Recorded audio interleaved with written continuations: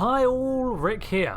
In Trek, we occasionally witness glimpses into Starfleets of alternate or potential futures, such as the several future encounters the USS Voyager has with time travel ships, or the Battle of Procyon 5, as shown by Temporal Agent Daniels. And these glimpses offer tantalising snippets of a Starfleet beyond the one we are familiar with. I already looked into what a Starfleet might look like in the 26th century, but now we're jumping further ahead with a look at what a 29th century Starfleet would be up to based on what we know, as well as some speculation and apocryphal tales. We see a fair amount of technology on display from the 29th century Starfleet, but most of it is time travel related, which makes sense. With no series set here, the only glimpses we see are going to be the things that were displaced in time. So we know for a start that time travel was completely common by this era, and in fact is likely that we have the epicenter for the Temporal Wars. And in fact we know of one faction for sure that originated in this era. But for starters, let's look at the development of technology. With time travel becoming ever more commonplace within the spacefaring cultures of the galaxy, the Temporal Accords were ratified to manage responsible usage of this potential catastrophic technology.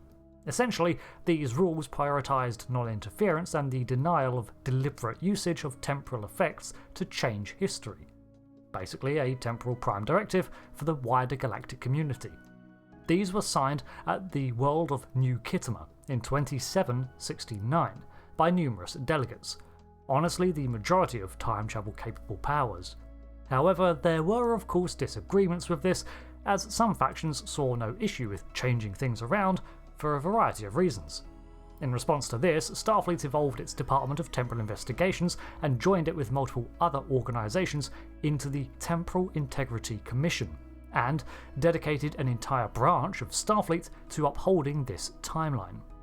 This was referred to as Timefleet, and it's a little unclear if it was technically a branch of Starfleet or a wholly separate entity. The former seems most likely considering the uniforms, ranks, and usage of dedicated vessels. Either way, this is the aspect of the 29th century that we encounter the most across several series of Trek, and it was formed in 2867. Interesting to note, however, that the TIC actually had knowledge of the 31st century Temporal Agency, its successor, and operated with them in a limited capacity. Like them, the agency was also bound not to alter time, so most of their dealings were very strict, considering the agency was operating off of a further 200 years of knowledge. Common technology employed by them is of course their timeships, which look vastly different from anything produced by Starfleet. In the 26th century, starship design had evolved to these organic-looking thin discs, and 300 years later, ships were even more varied. Two canon ships we see are the Wells class and the Epoch class. One effectively is a temporal time ship, and the second is more akin to a shuttle. These ships were capable of navigating the time stream in a very literal manner, opening a rift and diving through time, as a conventional ship would go to warp, leading to the contoured look. If you want more on the specifics of the classes, I covered the Wells already and will drop a link in the description, but they had numerous other technologies within it facilitated for time travel. The time drive could cross distances faster than a warp drive, akin to transwarp speeds, while also delving through time. This is likely also completed by manipulating relativistic time on some level, making travel times a moot point. The next thing I want to cover is the Temporal Transporter, which implements their time travel abilities combined with transporter beams. Combined with their temporal sensors, they could accurately scan back through time and space, looking for events and discrepancies with their shielded database to locate events that needed correcting. In addition, they maintained temporal shielding, which prevented these vessels from being altered by their own events. However, it was not impervious to all effects. Time travel, after all, is precarious, and frankly, the plot demands stakes at times. Also, by this time there is the common use of reintegration technology, which seemingly merges temporal duplicates of an individual into one entity once more. The exact nature of this process is not revealed, but it's a necessity when it comes to certain events, and the detainment of individuals who may be captured at various points while they are still active. I can only imagine the legal system here, and the lines between being tried for events that they are likely to commit or technically did commit but it was undone. Gonna add an addendum here. Lawyers and solicitors in the 29th century must be very busy. While much of the technology is likely specific to Timefleet, we can see some elements that are likely introduced across Starfleet as a whole.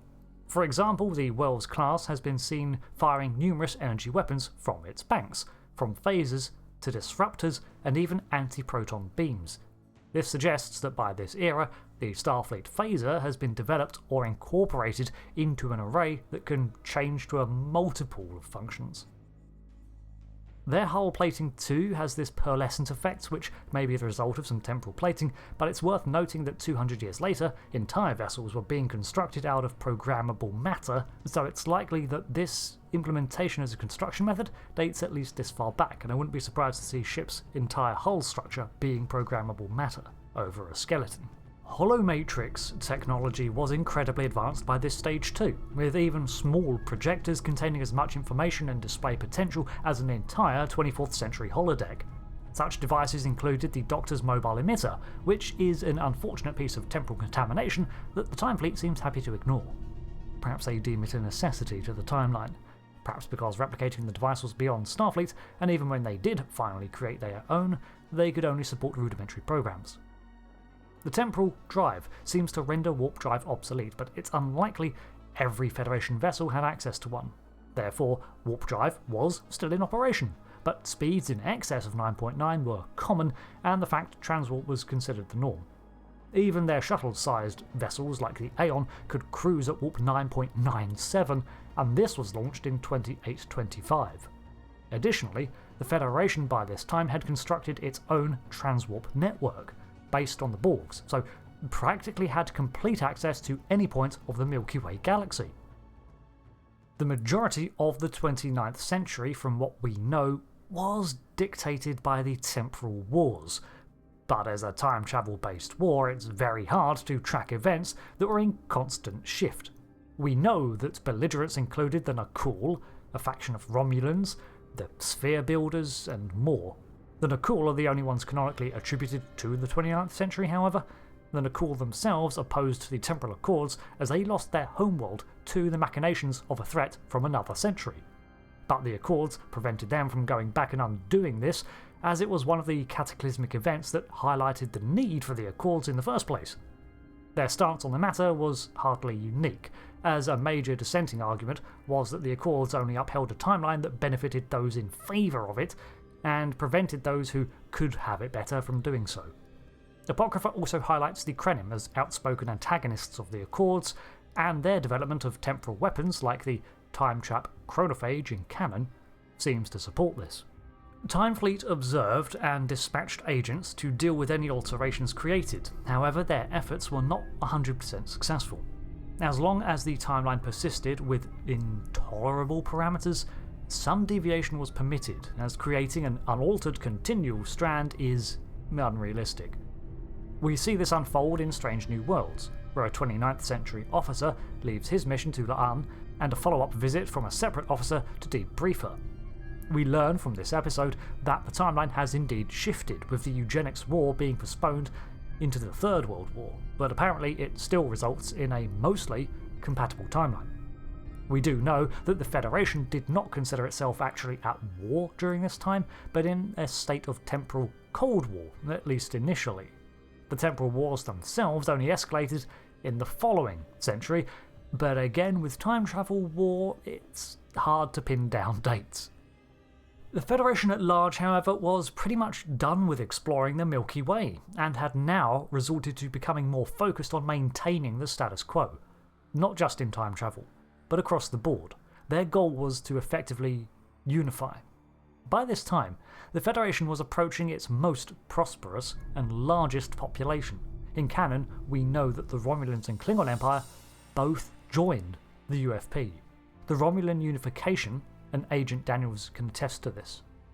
Some sources cite that this happened as early as the 2700s, with the Federation ambassador in Star Trek Online being a Klingon. Another power that may come to exist at this time is the Galactic Union. which was the official term given to the alliance of major powers. The Dominion was a member of this alliance, and not a part of the Federation, as were the Orions. The Union was established out of all the efforts of the Federation in unifying the Klingon Empire with the UFP. However, the beginnings of an issue are brought up, and that is that dilithium supply is predicted to fall behind demand within 2 centuries. The following century would be a test for the Federation, however, as the temporal Cold War actually erupts into a full-scale conflict, culminating in the ban of time travel technologies and disarmament of such devices.